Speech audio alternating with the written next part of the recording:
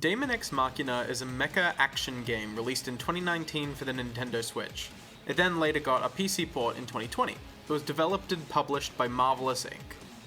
Daemon X Machina is a game about blazing around large 3D areas and completing missions, usually by shooting down anything that moves. Between missions you have a hangar to spend time in. There you can upgrade and customize your mech, your own body, and a few other more superfluous things. It's a pretty consistent gameplay loop, one that is not particularly unique to this game, and is often found in mecha action. But a few of the finer details really set it apart, so the best way to tackle this game is by first discussing the action, how the game feels in the field. Then I'll get into customization, how the different features interlock, and what kind of gameplay experience they produce.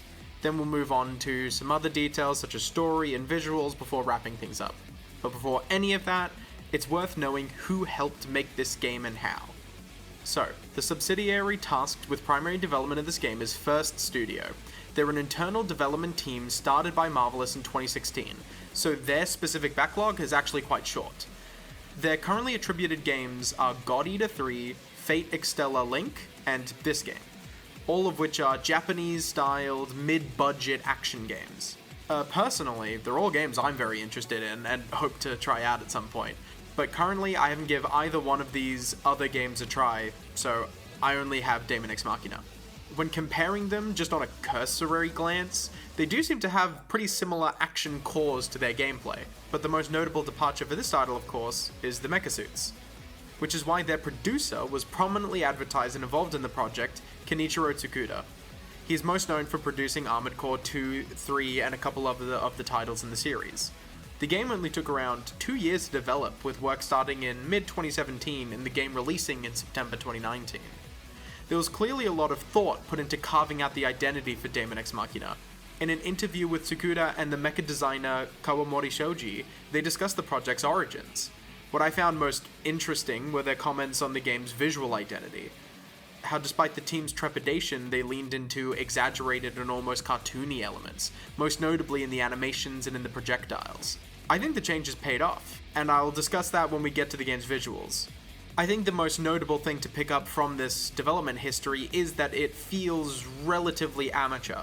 Of course, I'm sure a lot of the game developers had worked on quite a few titles beforehand, but as this team, they're fairly new, and as this team, they're especially new to mecha combat.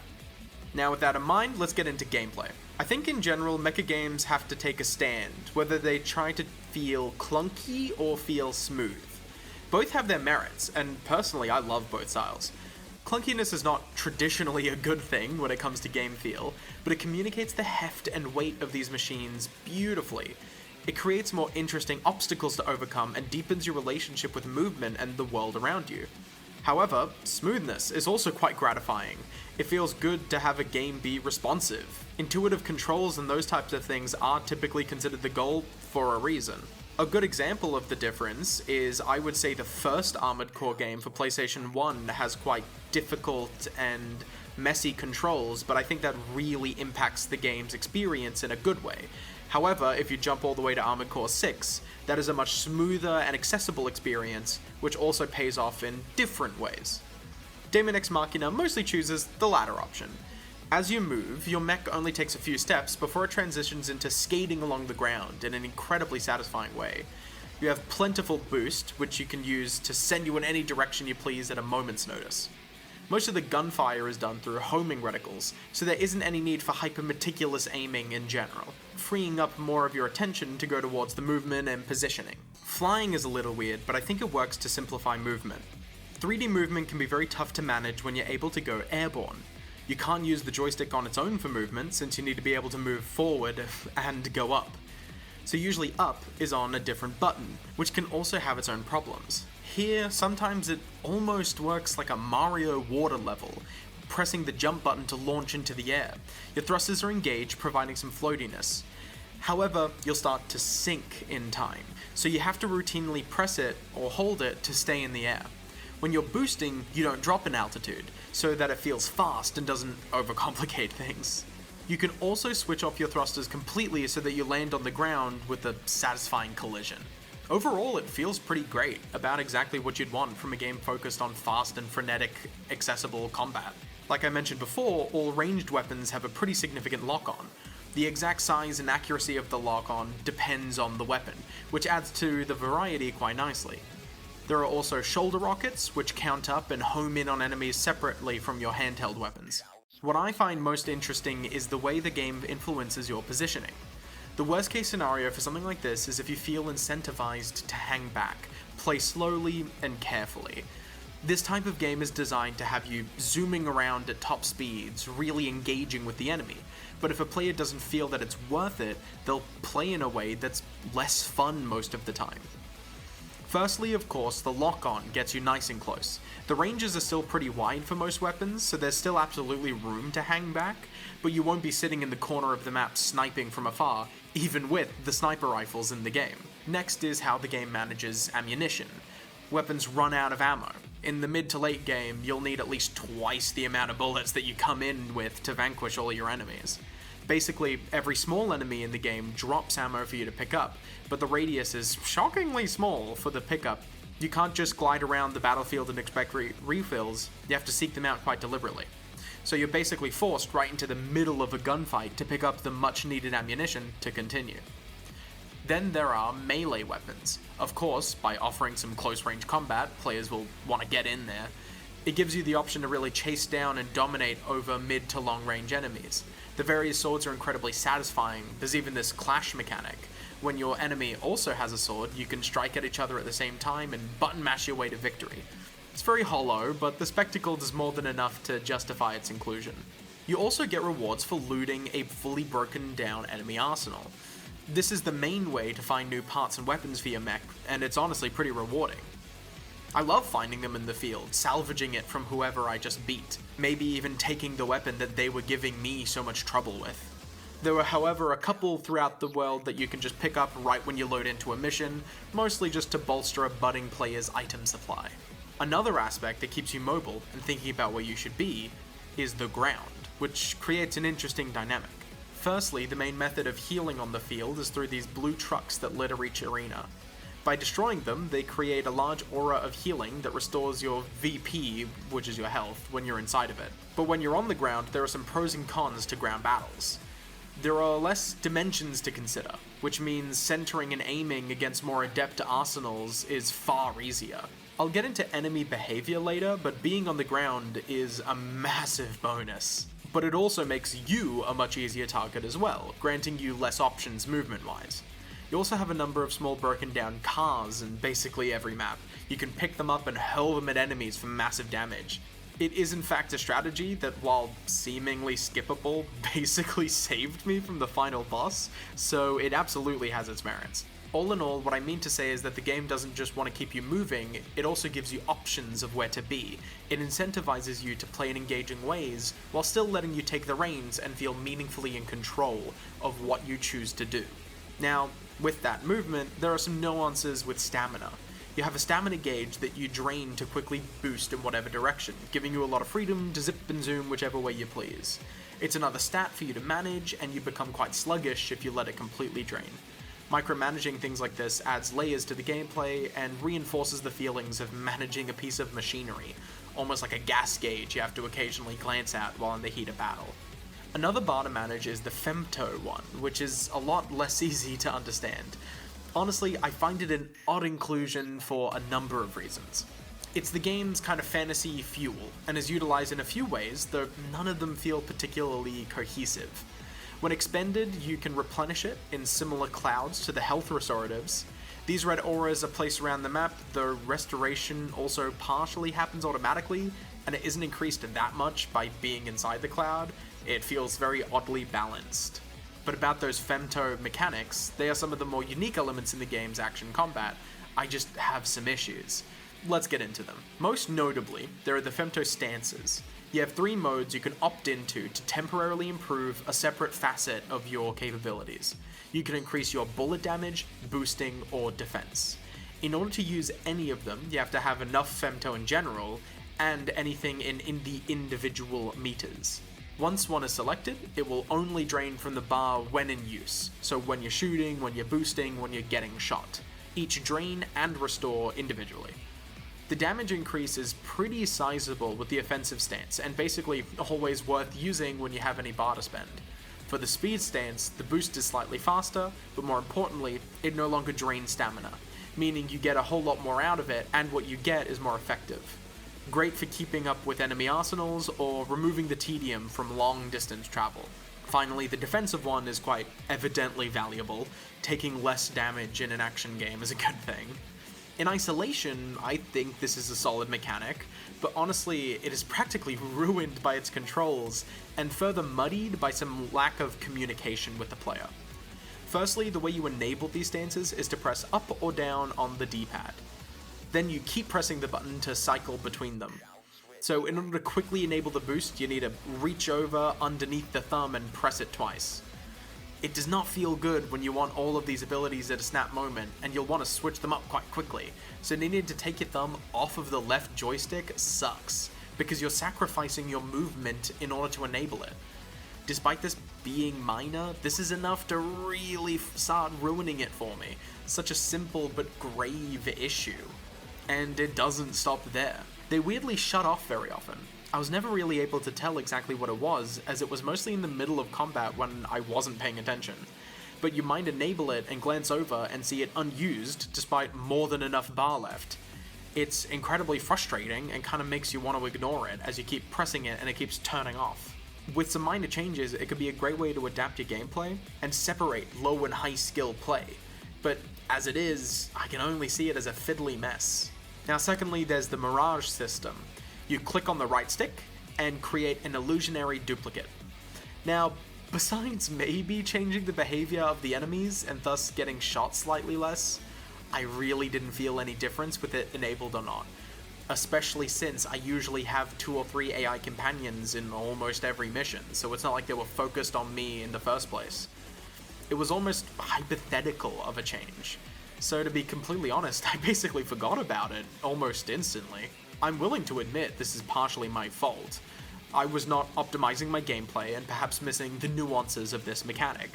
But the game did very little to help me do that, and I think it's on both of us that I ended up ignoring it. Not conveying its use to the player is part of the problem. Now, with these Femto abilities being maybe the most unique aspects to the gameplay compared to its contemporaries like Armored Core, this is a little disappointing. But with all of these mechanics, you still need someone to fight. The enemy AI is quite core to these battles, and they do leave something to be desired. Now, in fairness, this is a criticism that is fairly leveled across the board. Many people complain about issues of arena battle AI in Armored Core 6, for example. I think this is incredibly difficult to solve, and certainly the least damning criticism I intend to make in this video, but it's worth discussing all the same. Most importantly, enemies are either far too easy or far too annoying. There is rarely a challenge that also feels satisfying. The first 3/4 of the game's missions are incredibly easy and demand only minor changes in your build or ability to completely wipe the floor with everyone. But eventually, enemy arsenals start turning up the challenge by moving really fast, and that's about it. By making it annoying and difficult to shoot them, especially as it highlights issues with the auto-aim kind of lagging behind. And since your auto-aim snaps to the arsenal, you can't manually aim in front of them without it just magnetizing back. So your battles just become drawn out and finicky for reasons outside of your control. It isn't the best. Larger bosses offer far more fun in this respect. Since speed is rarely the issue, usually you have to keep decently close so that your bullets are effective. But the enormous size means they remain dangerous even at mid-range. Their attacks are quite devastating, but it's up to you to dodge them, and the attack signals are pretty clear, punishing greedy play and actually giving you a way to properly engage with them. What I mean to say is that, unfortunately, the smaller arsenal fights suffer, while the larger immortal fights are quite enjoyable, but there are far more of the former rather than the latter. Now, from controls to weapons and enemies, we've finally covered the moment-to-moment gameplay, but anyone who has any investment in mech suit action games know that the real meat of the experience is not in the field, but in the hangar. Now, there are a couple things you can do here. Firstly, and most importantly, you can customize your equipment. You have a weapon in each hand, then pylons to carry 2 additional weapons in reserve. There's a separate shoulder-mounted weapon slot, usually for missiles, an auxiliary port for all sorts of different things, ranging from downward thrusters to flares that trip up homing missiles, that sort of thing. Then finally, you have your body, which is your head, center, 2 arms, legs, and the processor. As you can see, the list is pretty exhaustive. Each piece of equipment has at least 10 different stats to consider. The individual changes are quite small, but they add up drastically to different possibilities in total. This is really the core of the experience, gaining new equipment, adjusting your loadout to either improve the one you already have, or do something dramatically different to tackle a specific mission. It's fun, it works well, it's what you want out of this mechanic. Unfortunately though, I don't think it does enough to test the player, and a bad loadout will still be decently close to a good one. The different equipment mostly just adjusts numbers up and down, but I think they were a little worried about making some equipment definitely better than others. But also, they aren't that different a lot of the time. So you pick a set of arms that prioritize physical defense over laser defense. You load into a match, you get shot by both bullets and lasers, and you don't really notice your choice bearing fruits. You don't feel the difference between prioritizing one or the other. Obviously, this is kind of the worst case scenario with these types of things. Obviously, you want to feel a lot more of a difference in what you're prioritizing. Some of the weapons have good game feel, and they vary quite a bit more than armor and things like that, but overall, I just didn't feel very rewarded keeping up with customization, which is a shame and probably the biggest problem for people who will enjoy this type of genre. It might be worth taking a small break to actually discuss some comparisons in order to understand how these things can be done right. I'm a big fan of Armored Core, and with the overlapping producer, it's at least worth examining the differences between these two series. I think what I found was that a couple of the design problems have solutions in Armored Core, while being a little bit more empty in Daemon X Machina. For example, in the recent Armored Core 6, they introduced a stagger system. It means you have 2 bars to manage as you attack and defend yourself against enemies. Some weapons deal very high raw damage, while others do very high stagger damage. Having at least a toe dipped in either camp is quite important, and it gives you a more meaningful decision to make when assorting your various weapons and your own defenses. In Daemon X Machina, like I mentioned before, you have your physical damage and laser damage. They correspond to different defense stats, but you don't really feel that at any point. You won't know which enemies are weak to what, and the game isn't challenging enough for you to worry about it at all. In Armored Core, the difference deepens the game, while in Daemon X Machina, it's slightly superfluous. Another good comparison are your legs. When building an AC in Armored Core, what legs you have dramatically changes your movement capabilities. This has been the case from the very start of the series. Maybe you like the stats of a certain piece, but you find out that they're tractor legs, or even like backwards knee legs. Each have pros and cons and dramatically change the way you approach your build, leading towards more mobility, more vertical mobility, maybe even being a lot slower in exchange for much higher defense. In Daemon X Machina, you have no such variation in arsenal design, and thus changing your armor feels so much less impactful. Now my point here is not that they should make the game more like Armored Core. I don't mean to say that Armored Core is the only way to fix these things. I'm gonna get into what I think should be done at the end actually. What I wanted to get across with this comparison is to show that there are some things missing design-wise, and they have been filled out in other contemporary titles. But in the end, all of the mechanics, the menus, and the surrounding features do a lot to keep you busy, and helps obscure the deeper problem, which I do actually think is a good thing. For example, you have the ability to develop new items with previous ones available, which can help you keep on top of the progression. Different chips you can apply to items with the requisite slots. That also adds some layers to the decision making. You might choose a piece that has better stats, but no slots, then trade it out when you find more chips that actually make the worst stats far better. This is the type of thing the game design is built off of, and in that respect it works well. Of course, besides all of this, you can customize the visuals of your mech. Different decals, palettes, patterns and the like, it works decently good. I'm not the most inventive on that front, as you can probably tell by the footage you're seeing right now, but it's nice having the option. You also have some other customization options in the body modification hanger. Here you can pay a lot of money to permanently upgrade either your player character stats or the mech stats. Now, this is honestly my favorite aspect of the game and not for its mechanical worth. In fact, I think a lot of the upgrades feel really useless and unsatisfying. They're mostly just like 10% additions to obscure stats that you don't really feel. But with some of them, the game warns you that you will permanently alter your body's composition. The note is like bizarre and ominous. It's framed like a warning to the player for some sort of gameplay information, but it only affects you aesthetically. It just feels like the game is asking you if a minor % increase in stance recovery time is worth disfiguring yourself like this. I was kind of shocked when I first saw it, and it almost single-handedly built a cool and unique atmosphere to the game all on its own. Your character does slowly change in bizarre ways as the game goes on through these upgrades. It's very pointed, but I do think it actually has a quite profound effect on how I engaged with this world from here on out. I know it's very small, but it really stuck out to me from my experience, and I really liked it. Anyway, I think it is actually time to get more into the atmosphere and the vibe of the game, starting with its visuals. The game is drop-dead gorgeous. I was initially quite worried about this aspect. I remember when the game was first revealed, it was very pretty, but it had a significant issue. The colors were quite intense, and they looked very samey. The broad, open orange landscapes were not the most visually appealing when you started to imagine a full game with that color palette. And when I booted up and started playing, I was met with just that. I was sweating as I zoomed through the aggressive orange. But quickly, the level started to blossom into a range of colors and regions. The more I got into the game, the more I loved how it looked. The semi-realistic cel-shaded anime look is beautiful, and it suits the genre far more than I would have expected. It lends itself to incredibly high frame rates, which is also very nice. I played it on Steam Deck, and the resolution and frame rate was more than acceptable, which is really important for high-speed action games. I'm not entirely sure how well it ran in its original release on Switch. All of the visual effects are glittery, bright, and eye-catching, watching a volley of blue shining missiles chase after my target before he shoots a missile at me and creates a wonderful plume of fire and smoke. It's all just amazing. The character design is also quite striking. There's a wild variation between all of them. Some are really great, while others feel like cruel parodies.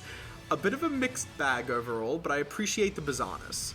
It's better than just a bunch of same-face Johns and Janes without anything interesting in between. But now, I think it's worth getting into the story, because I have some really complicated feelings on it. Overall, it's not very good. But I think it could have been alright. This will largely be a spoiler-free affair, so I'll keep things vague. By the end of the game, the story is engaging, with some potentially interesting themes. Questions about what makes someone human, what drives humanity, and how much evolution and progress is worth it. What should be sacrificed in order for humanity to be evolved.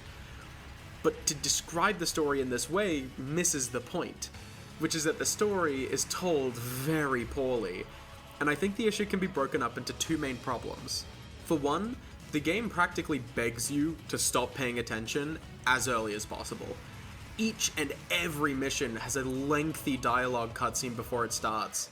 Sometimes you get a small cutscene, which amounts to a couple people talking about nothing, and then a long chatting screen where they continue to talk about nothing. The beginning of the game is incredibly simple and quite boring. The cutscenes amount to little more than poorly explaining the many different unique sci-fi terms that all blend together. Things like immortals, arsenals, outer, femto particles, the awakening. A lot of the dialogue accomplishes nothing. It just repeatedly reiterating the few surface-level traits of whoever is speaking. The exhaustive character list is a problem in and of itself. If the first few hours is just repetitive dialogue from a rotating list of overly simplistic characters without much progression, you don't want to invest your time and energy. You might just start mashing through dialogue and skip to the action that you're probably here for in the first place. I think a lot of it's poorly conveyed to the player and can be more focused on random sci-fi terms than characters or meaningful progression of the plot. But there are some things still to enjoy within its narrative that helps tie the experience together. And with that, I think I've covered the game pretty holistically. The gameplay is fun and addictive, however, it does not have enough depth that it needs. It feels like just another one of a genre that has some really incredible titles that actually push it in new directions. But as I've said before, I do really like this game. I have many little gripes and problems, but I think more than anything else, I've noticed it has significant potential, and I'd love to see it develop further. In September of this year, a sequel is going to release. Daemon X Machina Titanic Scion seems to be exactly what I want from this, a further development of the game, experimenting with new mechanics, structure, and gameplay. I'm really looking forward to see how it will turn out, and probably will review it once it comes out. But until then, if you like this video, go ahead and subscribe to see more. Thank you for watching my rambles, and I hope you stick around.